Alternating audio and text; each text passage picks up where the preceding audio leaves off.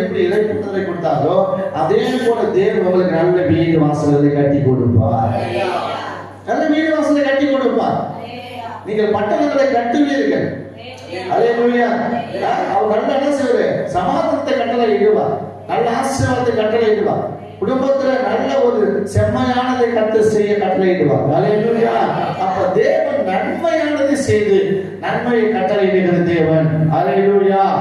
அதனால்தான் அவர் சொல்றாரு, அவர் என்ன செஞ்சாரு? சுற்றிலும் நமக்கு நம்முடைய தேவனாய் கர்த்தரை தேடினோம். தேடின பொழுது நமக்கு எதிர்பார்க்கப்பட்டது.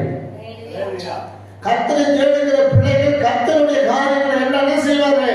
வாய்க்க பண்ணுவார். கையில் செய்கிற காரியங்களிலே, கையில் செய்கிற வேலைகளிலே, அல்லேலூயா, எல்லாவற்றிலும் தேவன் நன்மையானதை கட்டு செய்து ஒரு காரியங்களை வாய்க்க பண்ணுவார். ஏன்னா முதலாவது தேவனுடைய ராஜ்யத்தின் நீதியும் தேடணும்.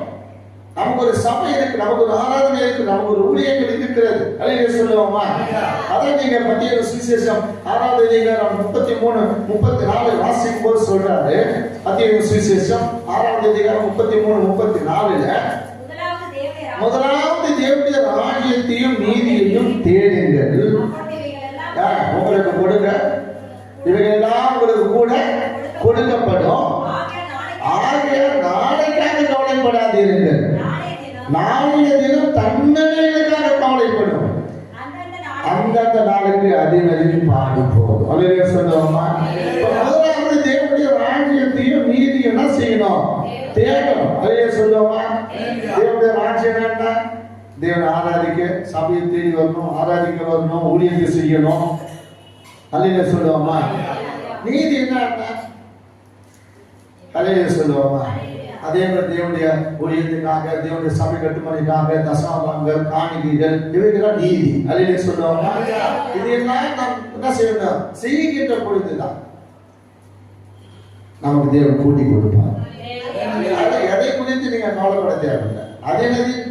அதனது நாடுபடி அதனது பாடுகள் போதும் சொல்றாரு.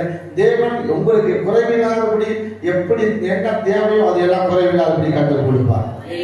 ஒருவரை கொடுக்க மாட்டாரா? அப்ப நாம என்ன செய்யணும்? தேவனை தேடணும். என்னது? எப்படி தேடணும்? அவருடைய ராஜ்யத்தை தேடணும். குழுதான் குழுதான் அவங்களுக்கு குழுதாங்க. சரி, ஹல்லேலூயா. அப்ப தேவனை முதலாவது தேவனுடைய ராஜ்யத்தை தேடணும். ராஜ்யம் என்ன சொன்னோம்? ஊழியம், சபை, ஆராதனை. ஆராதனையில ஒரு நாள் நம்ம என்ன சொல்றது? எங்கேயோ தூரத்துல போயிட்டோம், நம்ம தூரம்